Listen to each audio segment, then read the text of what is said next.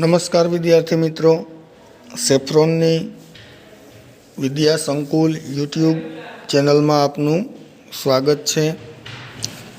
આજે આપણે ધોરણ 8 સેકન્ડ સેમેસ્ટર પાઠ નંબર 3 ભારતમાં રાષ્ટ્રવાદ એ પાઠ આપણે આજે આ પાર્ટમાં જોવાનો છે।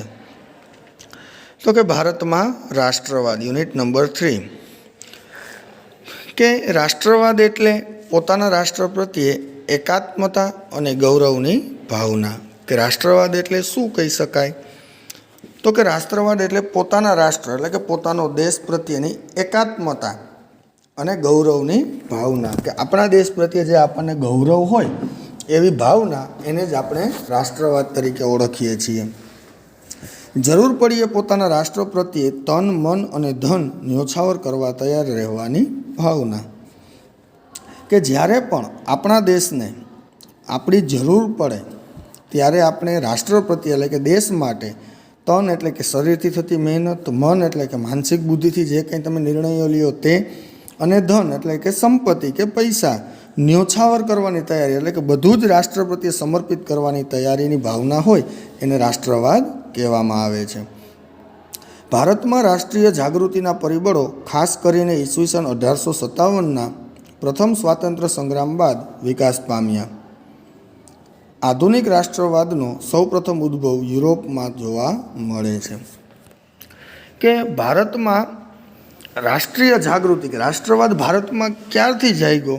તો કે ભાઈ ઈસવીસન 1857નો જે પ્રથમ સ્વાતંત્ર્ય સંગ્રામ હતો કે ત્યાર પછી રાષ્ટ્રવાદનો છે એ ઉદ્ભવ થયો કે ભારતમાં વિકાસ થયો હોય એવું કહી શકાય છે।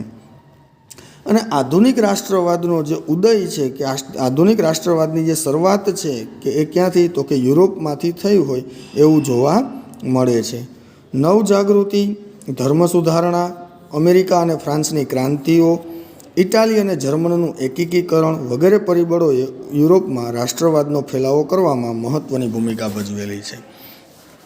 કે ભાઈ આધુનિક રાષ્ટ્રવાદનો ઉદ્ભવ તો યુરોપમાં થયો, તો કે ત્યાર પછી શું? તો કે નવ જાગૃતિ આવી, ધર્મ સુધારણા માટેના કાર્યક્રમો થયા, અમેરિકા અને ફ્રાન્સમાં જે કંઈ ક્રાંતિઓ થઈ, ઇટાલી અને જર્મનીનું એકીકરણ કે ઇટાલી અને જર્મની બે જોડે એકબીજા સાથે ભળી ગયા, કે ઇટલી અને જર્મની એક થયા, કે આ બધા જ પરિબળોએ છે કે યુરોપમાં છે રાષ્ટ્રવાદ ફેલાવો કે કરવો એમાં મહત્ત્વની ભૂમિકા છે એને ભજવેલી હતી। ભારતમાં બ્રિટિશ શાસન હતું કે ત્યારે ભારત છે એ અંગ્રેજોનો ગુલામ દેશ હતો એટલે કે અંગ્રેજોનું શાસન છે ત્યારે ભારત ઉપર હતું। બ્રિટિશરોના સંપર્કને પરિણામે ભારતીયોના રાજકીય, સામાજિક, ધાર્મિક અને આર્થિક દૃષ્ટિકોણોમાં ફેરફાર થયા।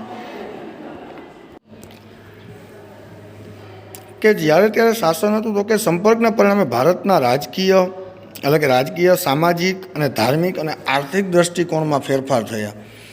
ભારતમાં આધુનિક રાષ્ટ્રવાદને ઘડનારા પરિબળો ઊભા થયા। આપણા દેશમાં આપણું રાજ્ય એટલે કે સ્વરાજ જોઈએ। કે ભાઈ યુરોપમાં ક્રાંતિ થઈ કે યુરોપમાં રાષ્ટ્રવાદનો ફેલાવો થયો કે એના પરિણામે તો કે ભારતમાં પણ બધાને છે જાગૃતતા આવી પોતાના રાષ્ટ્ર પ્રત્યે કે દેશ પ્રત્યેની, કે જેથી કરીને કે ઘણા બધા એવા પરિબળો હતા કે જે રાષ્ટ્રવાદને છે એ ઉત્પન્ન કરે અને આપણા દેશમાં આપણું રાજ્ય એવું છે એ આપણે સ્વરાજ, આપણું રાજ્ય એટલે કે આપણે સ્વરાજ જોઈએ કે સ્વતંત્રતા જોઈએ એવો રાષ્ટ્રવાદનો ઉદ્ભવ થયો। આ વિચાર દેશમાં શિક્ષિત તથા બુદ્ધિશાળી લોકોમાં બ્રિટિશ શાસન દરમિયાન ફેલાતો ગયો। કે ભાઈ રાષ્ટ્રવાદનો ઉદ્ભવ યુરોપમાં થયો કે આવી બધી ઘટનાઓથી ભારતમાં એના બીજ રોપણ રાષ્ટ્રવાદના કે દરેક વ્યક્તિ છે એ પોતાના રાષ્ટ્ર પ્રત્યે જાગૃત થયો। તો કે એ સમયે આપણા દેશના જે શિક્ષિત લોકો હતા એ શિક્ષિત લોકો અને બુદ્ધિશાળી લોકો હતા કે એમાં છે કે રાષ્ટ્રવાદની ભાવના છે એ ઝડપથી ફેલાણી। દેશવાસીઓમાં રાષ્ટ્રીય એકતાની ભાવના જાગૃત થઈ। આવા રાષ્ટ્રવાદની ભાવના પેદા કરનારા પરિબળોનો આપણે હવે આગળ અભ્યાસ કરીશું। એમાંનું પહેલું છે કે રાજકીય પરિબળ શું ભાગ ભજવો? કે રાજકીય પરિબળમાં કઈ રીતે રાષ્ટ્રવાદનો ઉદય થયો? તો કે અંગ્રેજોના શાસન પહેલાં આપણા દેશમાં રાજકીય એકતાનો અભાવ હતો કે જેના કારણે ભારતમાં નાના મોટા રજવાડાઓમાં વહેંચાયેલું હતું। કે આપણે જાણીએ છીએ રીતે કે ભાઈ ભારત છે કે આઝાદી પહેલાં છે એ 562 દેશી રજવાડાઓમાં વહેંચાયેલું હતું। કે જે આઝાદી પછી જે સરદાર વલ્લભભાઈ પટેલના કુનેહથી અને બુદ્ધિ ચાતુર્યથી છે કે 562 દેશી રજવાડાઓનું એકત્રીકરણ થયું. તો કે રાજકીય શાસનની કે આપણી પાસે કેવું હતું તો કે એમાં એકતા હતી નહીં, એટલે કે નાના નાના રજવાડાઓમાં છે કે નાના નાના રાજ્યોમાં છે એ ભારત છે એ વહેંચાયેલું કે અંગ્રેજોના તાબા હેઠળ એક સરખું વહીવટતંત્ર અમલમાં આવ્યું. કે ભાઈ જ્યારે રાજકીય લેવલે જોવા જઈએ તો કે રાજાઓ તો બધા પોતપોતાના રાજ્ય પૂરતા સીમિત હતા અને એ બધામાં અંદરો અંદર પણ એકતા હતી નહીં. કે જ્યારે અંગ્રેજો જ્યાં જ્યાં શાસન કરતા હતા તો ત્યાં બધી જ જગ્યાએ છે એક સરખું વહીવટતંત્ર હતું કે બધી જ જગ્યાએ વહીવટ છે એ એક સરખો થતો હતો. કે પરિણામે અંગ્રેજ શાસનનો અનુભવ એકંદરે સારો ન હતો કે અને આવા અનેક કારણસર અંગ્રેજ શાસન સામેનો વિરોધ ઊભો થયો અને ધીરે ધીરે આ વિરોધ છે કે રાજકીય વિરોધ છે એ પ્રબળ બનતો ગયો. હવે આર્થિક રીતે કઈ રીતે રાષ્ટ્રવાદનો ઉદ્ભવ થયો તો કે અંગ્રેજોની આર્થિક નીતિએ ભારતને પાયમાલ કર્યું હતું. અંગ્રેજો ભારતમાંથી કાચો માલ ઇંગ્લેન્ડ લઈ જતા અને ત્યાં ઉત્પાદિત કરેલો માલ તૈયાર માલ ભારતના બજારોમાં વહેંચતા હતા. કે આર્થિક રીતે પાયમાલ કઈ રીતે કર્યો, કે આર્થિક રીતે નુકસાન કઈ રીતે પહોંચાડ્યું તો કે ભારતમાંથી કાચો માલ લઈ અને ઇંગ્લેન્ડમાં જઈ અને ત્યાં તૈયાર કરતા કોઈ પણ વસ્તુ અને એ જ પાછો ત્યાં બનેલો માલ છે એ શું કરતા તો કે ભારતના બજારમાં આવી અને ઊંચા ભાવે વહેંચતા. કે કાચો માલ સસ્તા ભાવે લઈ જાય તો ત્યાંથી આવી માલ બનાવી અને પાછો ભારતની બજારમાં જ એ માલ છે એ ઊંચા ભાવે વહેંચતા હતા. એટલે કે આપણા પૈસા બંને તરફથી જતા હતા, એટલે માટે ભારત છે એ પાયમાલ થતો હતો. કાચો માલ સસ્તા ભાવે લઈ જાય અને પાછો તૈયાર થયેલો માલ છે એ ઊંચા ભાવે ભારતની બજારમાં જ પાછો વહેંચતા હતા. ઇંગ્લેન્ડથી ભારત આવતા તૈયાર માલ પર નજીવી જકાત લેવાતી હતી. કે તૈયાર થયેલો માલ જે ઇંગ્લેન્ડમાંથી ભારતમાં આવે તો તેની ઉપર જકાત એટલે કે ટેક્સ જેને કહી શકાય કે વેરો કહી શકાય કે એ ખૂબ જ નજીવી એટલે કે ખૂબ જ ઓછી લેવાતી હતી. જ્યારે હિન્દમાં ઉત્પન્ન થતા તૈયાર માલ પર વધુ જકાત લેવાના પરિણામે ભારતમાં ઉત્પન્ન થયેલો માલ મોંઘો પડતો થવા લાગ્યો. કે ભાઈ ઇંગ્લેન્ડથી જે માલ બનીને આવે એ માલ ઉપર જકાત નજીવી હતી તો એ સસ્તું મળતું હતું. જ્યારે ભારતમાં જે માલ ઉત્પન્ન થતો હતો કે જે ભારતમાં જે માલ ઉત્પન્ન થાય કે તેની ઉપર છે એ જકાત એટલે કે ટેક્સ છે એ વધારે લેવામાં આવતો કે જેથી કરીને ભારતમાં જ બનેલો માલ છે એ ભારતની બજારોમાં જ મોંઘો મળતો હતો. જ્યારે ઇંગ્લેન્ડમાં ઉત્પન્ન થતો માલ ભારતમાં સસ્તો વહેંચી શકાતો હતો.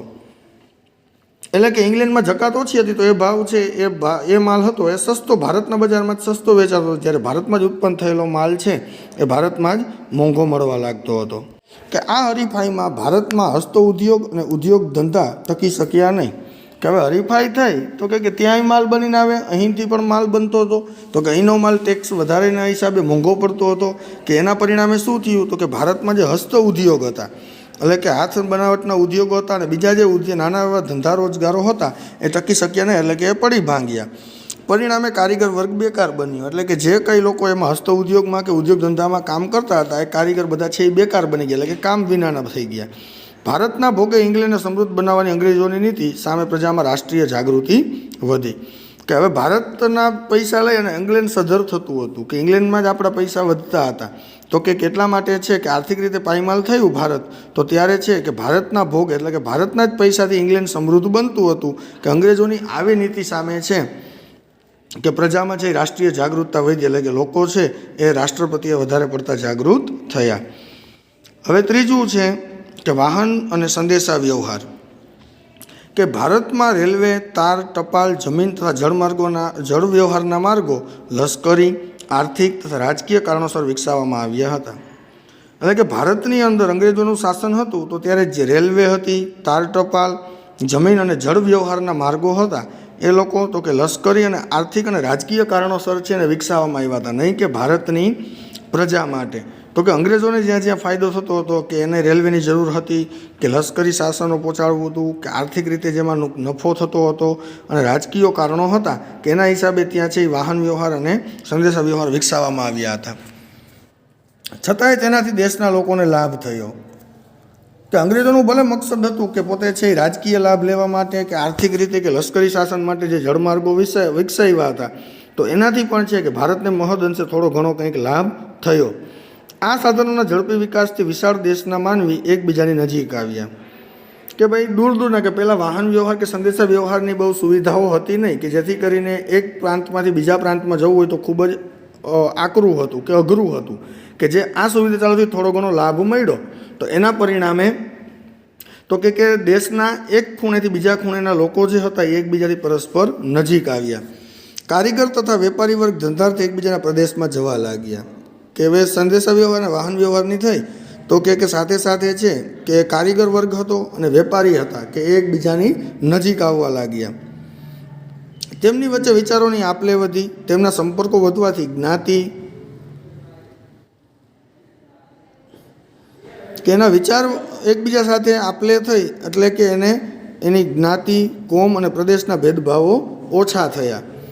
રાષ્ટ્રીય નેતાઓ તેમના વિચારો તથા યોજનાઓ પ્રજાના તમામ વર્ગોમાં ફેલાવી શક્યા કે જેથી વાહન વ્યવહારની સગવડ થઈ. એટલે કે જે નેતાઓ હતા, રાષ્ટ્રીય નેતાઓ, કે એ બધા પોતાના જે કંઈ વિચારો હતા કે દેશને આઝાદ કઈ રીતે કરી શકાય એ વિચારો છે એ પ્રજા સુધી પહોંચાડવામાં સફળ થયા. પ્રાદેશિક કક્ષાને બદલે રાષ્ટ્રીય કક્ષાની નેતાગીરી ઊભી થઈ. કે પહેલાં નાના નાના પ્રાંતમાં ભારત વહેંચાયેલો હતો તો કે એ પ્રાદેશિક કક્ષાને બદલે કે હવે શું થયું તો કે રાષ્ટ્રીય કક્ષાની નેતાગીરી, કે હવે રાષ્ટ્રના નેતાઓ છે એ પોતાનો સંદેશો બધા સુધી પહોંચાડી શક્યા. તો હવે રાષ્ટ્રની નેતાગીરી છે એ ઊભી થઈ, જેણે સ્વરાજની સિદ્ધિમાં નોંધપાત્ર ફાળો આપ્યો. કે જેને કે આઝાદી મેળવવા માટે છે કે ખૂબ જ સારા એવા પરિણામો કે એના પરિણામો આવ્યા. હવે છે શિક્ષણ અને સાહિત્ય. કે ભારતીય રાષ્ટ્રવાદના ઉદયમાં અંગ્રેજી કેળવણીનો પણ ફાળો મોટો રહ્યો હતો. આ કેળવણીના કારણે પશ્ચિમની વિચારસરણીના દ્વાર ઉઘડ્યા. કે ભારતમાં ભાઈ અંગ્રેજી શિક્ષણ જે લેવામાં આવ્યું, અંગ્રેજો આવ્યા ત્યારે અંગ્રેજી શિક્ષણનો વ્યાપ વધ્યો. તો એનો પણ એ કે ખૂબ જ મોટો એવો ફાળો રહ્યો આજે રાષ્ટ્રવાદમાં. શું કામ તો કે આ કેળવણીના કારણે કે અંગ્રેજી શીખી ગયા એના પરિણામે તો કે પશ્ચિમની જે વિચારસરણી એટલે કે અંગ્રેજોની જે કાંઈ વિચારસરણીઓ હતી કે એ હવે આપણે જાણતા થયા હતા. વિશ્વનું ઘણું બધું સાહિત્ય અંગ્રેજીમાં હતું. કે ભાઈ વિશ્વના બીજા દેશોનું જે સાહિત્ય હતું એ બધું અંગ્રેજીમાં હતું. આપણા દેશના લોકો અંગ્રેજી ભાષા શીખ્યા, વિશ્વના પ્રવાહોથી માહિતગાર થયા. કે વિશ્વમાં જે કંઈ ઘટનાઓ ઘટી, કે જેમ આપણે આગળ જોયું કે રાષ્ટ્રવાદમાં યુરોપમાં ઉદય થયો તો એ દરમિયાન છે કે અમેરિકા અને ઇટલીની જે ક્રાંતિઓ સર્જાણી, બરાબર, તો કે આવી ઘણી બધી ઘટનાઓ હતી કે જે રાષ્ટ્રવાદને ઉત્તેજન આપતી હતી. તો કે ભારતના લોકો અંગ્રેજી શીખ્યા તો ત્યારે કે આવા બધા વિશ્વમાં થતી ઘટનાઓથી છે એ પોતે કે આ કારણે અમેરિકા સ્વાતંત્ર્ય સંગ્રામમાંથી, લોકશાહીની તથા ફ્રાન્સની ક્રાંતિમાંથી સ્વતંત્રતા, સમાનતા અને બંધુત્વની ભાવનાઓની પ્રેરણા મળી.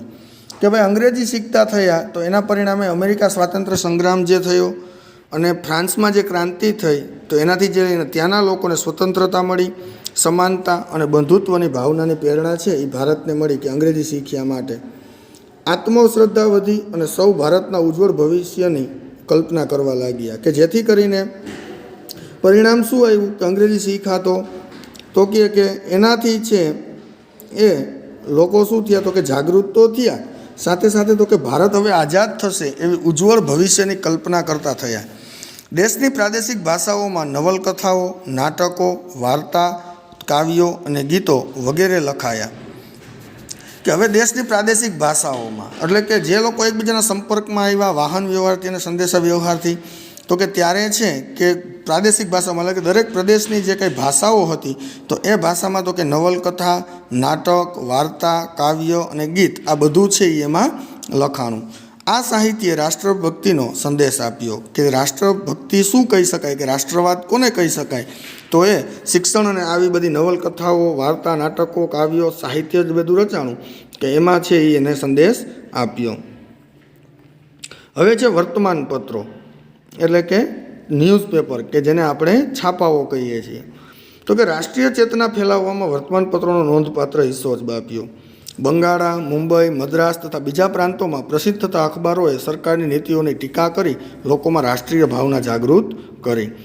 કે ભાઈ છાપાઓ જ્યાં જ્યાં છપાતા હતા એટલે કે મુંબઈ, બંગાળ, મદ્રાસ અને બીજા ઘણા બધા એવા વિસ્તારો હતા કે જ્યાં અખબારો છે એ સરકારની નીતિઓની ટીકા થઈ એટલે કે સરકારની જે કાંઈ નીતિઓ હતી એની નિંદા થઈ અને લોકોમાં છે એ રાષ્ટ્રભાવના છે એને જાગૃત કરી. હવે છે કે ભારતનો ભવ્ય વારસો. કે પાશ્ચાત્ય પુરાતત્વવિદ એલેક્ઝાન્ડર કનિંગહામ તથા તેના મદદનીશોએ ભારતના એક પ્રાચીન સ્થળોએ ખોદકામ કર્યા. કે રાષ્ટ્રવાદનો ઉદય જગાવવામાં ભારતમાં એક મહત્ત્વનું પરિબળ ગણી શકાય તો કે એનો ભવ્ય વારસો જે આપણો હતો તે.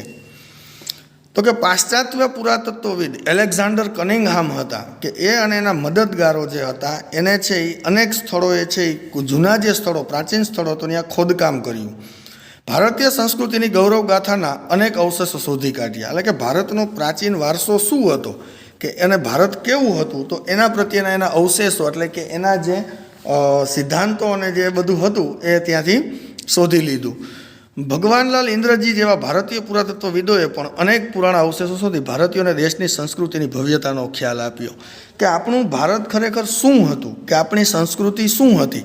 તો કે એ સંસ્કૃતિના અંતર્ગત તો કે ભારતના જેવા ભગવાનલાલ ઇન્દ્રજી કે જે પુરાતત્વવિદ હતા, તો એમને છે એ શું કર્યું, તો કે એને ભારતનો જે ભવ્ય દેશની સંસ્કૃતિ હતી એને ખ્યાલ આપ્યો, એટલે કે એના વિશેના ખ્યાલો રજૂ કર્યા.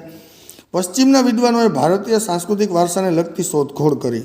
ભારતના વિદ્વાનો પણ જોડાયા, પુસ્તકો પણ લખાયા. ગૌરવપૂર્ણ સાહિત્ય અને સંશોધનથી દેશવાસીઓની રાષ્ટ્રીય અસ્મિતા જાગૃત થઈ. હવે છે કે હિન્દીય રાષ્ટ્રીય મહાસભાની સ્થાપના, એટલે કે ઇન્ડિયન નેશનલ કોંગ્રેસની સ્થાપના થઈ.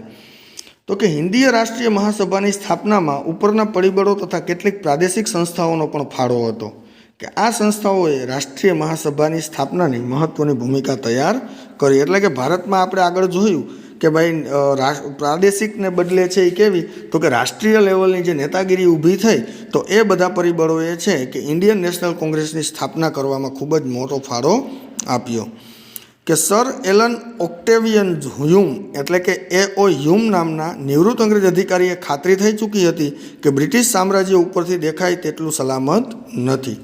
કે હવે આ બધા ભારતની પ્રજાઓમાં કે ઉપરના જે આપણે 6 પરિબળો જોયા, તો કે એ 6 પરિબળોથી છે કે ભારતની પ્રજામાં શું થયું, તો કે રાષ્ટ્રવાદનો ઉદ્ભવ થયો, કે આઝાદી છે એ પોતે સ્વરાજ મેળવવા માટે જે કંઈ ચળવળો કરવા લાગ્યા હતા, તો કે ત્યારે અંગ્રેજ અધિકારી જે A.O. હ્યુમ હતા, કે એને શું ખાતરી થઈ, કે એને એવું ફલિત થયું, કે જાણવા મળ્યું કે ભાઈ કે બ્રિટિશ સામ્રાજ્ય કે બ્રિટિશ કે અંગ્રેજો જે ભારત ઉપર રાજ કરે છે એ જેટલું દેખાય છે એટલું ખરેખર સલામત નથી. કે રાષ્ટ્રવાદનો ઉદય થયો તો મહદઅંશે છે કે ક્યાંક ને ક્યાંક છે કે હવે બ્રિટિશ સરકાર છે એ બ્રિટિશ સરકારને ભારત છે એ છોડવું પડશે.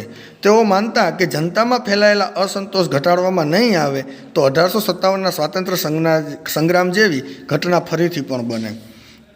કે એવો હ્યુમે એવું વિચાર્યું કે ભાઈ કે પ્રજામાં જે અસંતોષની લાગણી ઉદ્ભવી છે, કે અંગ્રેજ સરકારની જે આકરી નીતિઓ હતી, કે જે લોકો જાગૃત થયા, તો એના પરિણામે શું એને બીક હતી, તો કે એને એ કે પ્રજાને જો સંતોષ કરવામાં નહીં આવે, કે એની માગણીઓને જો સ્વીકારવામાં નહીં આવે, તો 1857નો જે સ્વાતંત્ર્ય સંગ્રામ થયો હતો કે એવી ઘટના પાછી ફરીથી પણ બની શકશે. આ જન આક્રોશ રોકવા તેમણે બંધારણીય સંસ્થા સ્થાપવાનું વિચાર્યું. તત્કાલીન વાયસરોય ડફરિનને સમજાવ્યા. નિવૃત્ત અધિકારીના વિચારને વાયસરોયને પણ ટેકો મળ્યો. કે હવે એ પબ્લિકને તો કે સંતોષવા માટે શું કરવું, તો કે બંધારણીય સંસ્થા સ્થાપવી, કે બધાને છે એ બંધારણ પ્રત્યે જાગૃત કરી અને એના હકો છે એ આપવામાં આવે. તો એ માટે એને છે કે તત્કાલીન વાયસરોય જે એ સમયના હતા ડફરિન, તો એ વાયસરોય ડફરિનને સમજાવ્યા, અને નિવૃત્ત અધિકારીઓ હતા કે એને પણ વાયસરોય જે ડફરિન હતો એનો ટેકો મળ્યો, કે વાંધો નહીં, તમે બંધારણ છે કે બંધારણીય સંસ્થાને સ્થાપના કરો. કે A.O. હ્યુમના પ્રયત્નોથી ડિસેમ્બર 1885માં હિન્દી રાષ્ટ્રીય મહાસભાની સ્થાપના કરવામાં આવી. મુંબઈની ગોકુળદાસ તેજપાલ સંસ્કૃત પાઠશાળામાં 28મી ડિસેમ્બર 1885ના રોજ વ્યોમેશચંદ્ર બેનર્જીના પ્રમુખ પદે તેનું પ્રથમ અધિવેશન મળ્યું. કે હવે બંધારણીય સમિતિની રચના કરવાની જે A.O. હ્યુમનો વિચાર હતો, કે એના પ્રયત્નથી કે બંધારણ સમિતિની રચના થાય, કે એ માટે 1885માં કે હિન્દી રાષ્ટ્રીય મહાસભાની સ્થાપના થઈ, કે જેના પ્રમુખ તરીકે છે એ કોને રાખવામાં આવ્યા, તો કે વ્યોમેશચંદ્ર બેનર્જીને. અને તેનું પ્રથમ અધિવેશન છે એ મુંબઈની ગોકુળદાસ તેજપાલ જે સંસ્કૃત પાઠશાળા હતી ત્યાં 28 ડિસેમ્બર 1885ના રોજ હિન્દી રાષ્ટ્રીય મહાસભાની છે એ અધિવેશન પ્રથમ મળ્યું. તેમાં ભારતના જુદા જુદા પ્રદેશોમાંથી 72 પ્રતિનિધિઓએ હાજરી આપી હતી.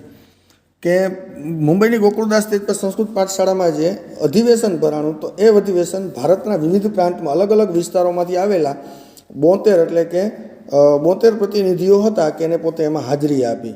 તેમાં દાદાભાઈ નવરોજી, ગોપાલકૃષ્ણ ગોખલે, ફિરોજ શાહ મહેતા, બદરુદ્દીન તૈયબજી, કેટી તેલંગ, દિનશા વાછા વગેરે મુખ્ય આગેવાનો હતા. દેશની અનેક સમસ્યાઓ પર ચર્ચા વિચારણા થઈ. કે જ્યારે આ અધિવેશન ભરાણું ત્યારે 72 જે પ્રતિનિધિઓ આવ્યા હતા એમાંના મુખ્ય પ્રતિનિધિઓમાં દાદાભાઈ નવરોજી, ગોપાલકૃષ્ણ ગોખલે, દિનસા વાછા, કેટી તેલંગ, બહરુદ્દીન તૈયબજી, કે આ બધા જ લોકો જે મળ્યા અને ત્યાં શું થયું તો કે દેશની અનેક સમસ્યાઓ જે હતી એના ઉપર ખૂબ જ જોરશોરથી ચર્ચા વિચારણા થઈ. અહીં જો ચિત્ર 3.3 છે એ વ્યોમેશચંદ્ર બેનર્જી છે કે જેઓ હિન્દી રાષ્ટ્રીય મહાસભાના પ્રમુખ હતા. અને અહીં આપેલું ચિત્ર છે એ કોનું છે તો કે હિન્દી રાષ્ટ્રીય મહાસભાનું ચિત્ર છે કે જે પ્રથમ અધિવેશન મુંબઈમાં ભરાણું એમનું ચિત્ર આપેલું છે કે જો અલગ અલગ પ્રાંતમાંથી આવેલા 72 પ્રતિનિધિઓ છે એમાં આપણે આમાં જોઈ શકીએ છીએ.